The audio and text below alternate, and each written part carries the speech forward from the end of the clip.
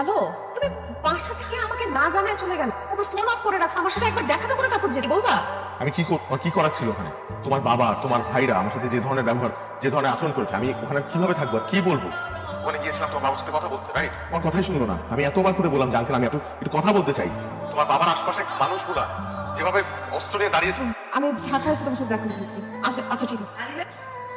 আমি বুঝলাম কি বাবার সাথে খারাপ ব্যবহার করলো, সরে বলতো ও অপমানিত হয়ে আমার সাথে পছন্দ করে চলে গেছে।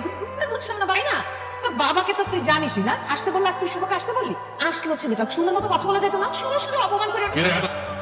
তুমি কেন শুভকে এরকম? তুমি নিজেই তো আসতে বলছো বা খারাপ ব্যবহার করার কারণটা কি? ব্যাপারটা খুব সোজা। তোমার ফালতু সাথে তুমি দিব না, তবে একটা পলিটিক্যাল ব্যাপার। কি কথা পলিটিক্যাল ফ্যামিলি? গাড়ি রেডি রাখতে বলবা, কালকে সকালে আমি ঠিক। কেন?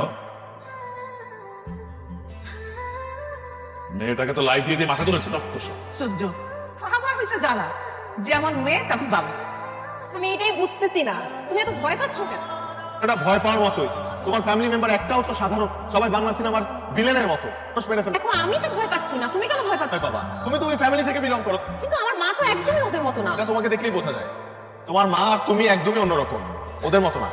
কিন্তু তারপরেও এই বিষয়টা নিয়ে এত ভয় পায়, ছেলে কোথাও যাচ্ছি না। দেখো, আমি একটা কথা বলি, আমার ফ্যামিলি মেম্বাররা খুবই সাধারণ, খুবই নরম সরম। ওরা ফ্যামিলির সাথে খাবে না, কথাবার্তা পাবে না, মাথায় কাজ করতেছে না। দেখো আমি তোমাকে ছেড়ে কোথাও যাচ্ছি না, এখন আমি তোমাকে করবো। আই নো আমার মানুষজন অনেক জেদি, আমার চাপাচাপি করবে, ওই ভয় পায় আমি।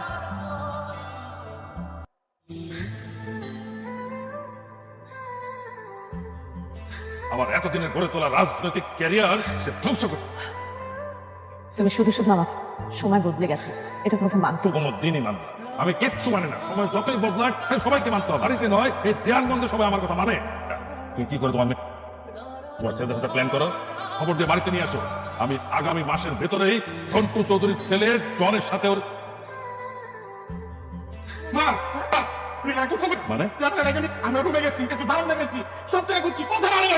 অঙ্কর বললো কারেন্টের মিস্ত্রি এসে ছেলে ঘরের ভিতরে সন্ধ্যামতো আনিলে ওদের সাথে পালাইছে। যে কথা বলছিস তুই শুধু আমার মেয়ে পালাতে কিছু লোক আনি লাগে অপরিচিত কিছুক্ষণ আগে তো ছেলে নিশ্চয়ই এটাকে হারাম জাহাজ। বাবা, বাস স্ট্যান্ড, লঞ্চ ঘাট, রেল স্টেশন, সব জায়গায় লোক পান।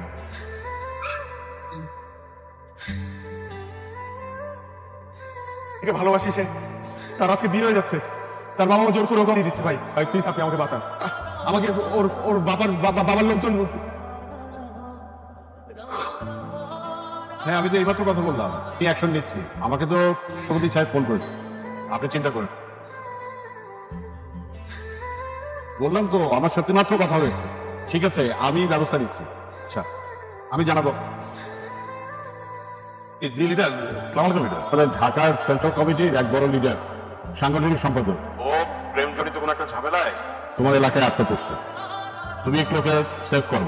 লিডার মানে ব্যাপারটা হচ্ছে কি লিডার, মেয়ের বিয়ের লিডার ঝামেলা চলছে লিডার। এর মধ্যে হ্যাঁ, আমি বললাম তো ওকে ঝামেলায় পড়ছে, তুমি আগাও। শোনো, ঢাকা থেকে বড় বড় লিডার ফোন করছে, দেখো পার্সোনালি যাও। আপনি যখন বলছেন তখন তো সেটা বেদ বাক্য লিডার। মানে আপনি যা বলবেন তাই তোমার করতে হবে লিডার। আমার মেয়ের যা হোক, আমার মেয়ের দেখাশোনা করার জন্য আমার দুটো ছেলে যথেষ্ট নেই। আমি এক্ষুনি যাচ্ছি। আপনি একটা কাজ করুন লিডার, আমাকে ওই ছেলের নাম্বারটা টেস্ট, আমি এক্ষুনি যাবো, ওকে সেভ করে নিরাপদ জায়গায়। তোর নাম্বারটা পাঠাচ্ছি তুমি।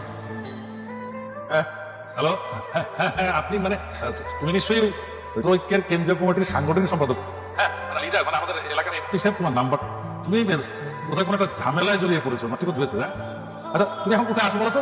জি, আমি দেওয়ানগঞ্জ রেল স্টেশনে আছি। আচ্ছা আচ্ছা, ঠিক আছে ঠিক আছে। থাকো, আমি এসে তোমাকে ওখান থেকে তোমাকে নিরাপদ জায়গায় পৌঁছে। চিন্তা করো না, এখানকার যে প্রভাবশালী সে আসছে।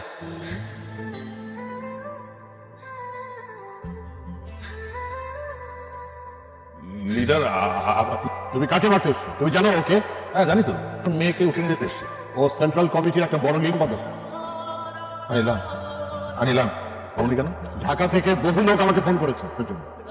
আর তুমি কিনা ওকে মারতে এসছো? তোমার কাছে কথা। আপনার মেয়ে, কারণ আপনারা এগুলো পছন্দ করে না। আপনার মেয়ে আমাকে স্পষ্টভাবে বলে দিয়েছে যে নৈতিক পরিবারের ছেলের সাথে সংসার করুন। কারণ সে আপনাকে দেখেছে, নিজের মাকে দেখেছে, সে সারা তার জীবন কষ্ট পেতে দেখেছে। তার পরিবারের প্রতি অবহেলা, ব্যবহার, মারামারি কাটা। কিন্তু বিশ্বাস করো, আমি তোমাকে প্রচন্ড ভালোবাসি। কারণ আমি আসলে চাইনি তোমাকে হারাতে, এবং এই কারণেই আমি আসলে আমার এই পদ ছেড়ে দিয়েছি।